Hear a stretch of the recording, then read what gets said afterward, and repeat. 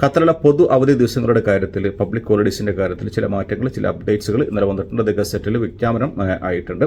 അത് ഏതൊക്കെയാണെന്ന് നമുക്ക് നോക്കാം. അതായത് ഇപ്പോൾ ഒരു വർഷത്തിൽ ഖത്തറിൽ ഏതൊക്കെ സമയങ്ങളിൽ എത്ര ദിവസങ്ങളൊക്കെയാണ് പബ്ലിക് ഹോളിഡേയ്സ് പൊതു അവധികളായിട്ടുണ്ടായിരിക്കേണ്ടത് എന്നുള്ള ഇതിൻ്റെ ഒരു അപ്ഡേറ്റ്സുകളാണ് വന്നിട്ടുള്ളത്. അത് ക്യാബിനറ്റിൻ്റെ തീരുമാനത്തിന് അമീറിൻ്റെ അംഗീകാരത്തോടുകൂടി അത് ഗസറ്റിൽ വിജ്ഞാപനം ആയിട്ടുണ്ട്. അത് ഏതൊക്കെയാണ് ആ പൊതു അവധികൾ, എത്ര ദിവസങ്ങളൊക്കെ ഉണ്ടായിരിക്കും എന്നുള്ളതിനെക്കുറിച്ചൊക്കെ നമുക്കൊന്ന് നോക്കാം.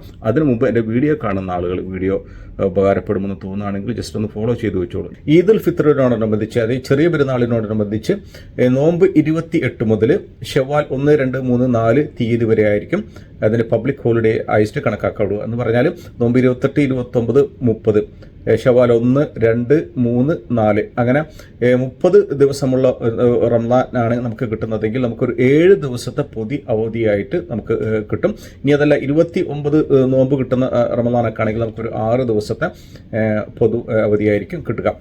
ഇനി അതിനുശേഷം ഈദുൽ അദ്ഹ, അതായത് വലിയ പെരുന്നാളിനോടനുബന്ധിച്ച് അത് പൊതു അവധി ആയിരിക്കുന്നത് ദുൽഹിജ 9 മുതൽ ദുൽഹിജ 13 വരെ, ദുൽഹിജ 9, 10, 11, 12, 13, അപ്പോൾ ഒരു 5 ദിവസത്തെ പൊതു അവധിയാണ് ഇപ്പോൾ ഈ വലിയ പെരുന്നാളിനോടനുബന്ധിച്ച് കണക്കാക്കപ്പെട്ടിട്ടുള്ളത്.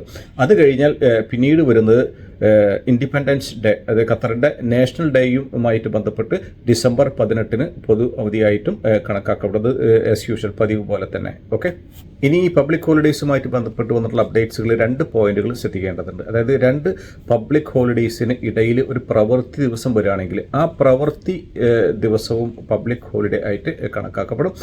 ശ്രദ്ധിക്കേണ്ട മറ്റൊരു പോയിന്റ്, വീക്കെൻഡിലാണ് ഈ പൊതു അവധി ദിനങ്ങളൊക്കെ വരുന്നതെങ്കിൽ വെള്ളി, ശനിയൊക്കെ വീക്കെൻഡ് ദിവസങ്ങളാണ്. ഈ വീക്കെൻഡ് ദിവസങ്ങളൊക്കെ ഈ പൊതു അവധി ദിനങ്ങളായിട്ട് കണക്കാക്കപ്പെടും. ഓക്കെ, ഞാൻ തുടക്കത്തിൽ പറഞ്ഞല്ലോ, പരമാവധി ആളുകൾക്കൊക്കെ ഒന്ന് ഷെയർ ചെയ്ത് കൊടുക്കുക. ഫോളോ ചെയ്യാത്ത ആളുകളൊക്കെ ഉണ്ടെങ്കിൽ ഒന്ന് ഫോളോ ചെയ്ത് നോക്കുക. ഓക്കെ, അസ്സലാമു അലൈക്കും.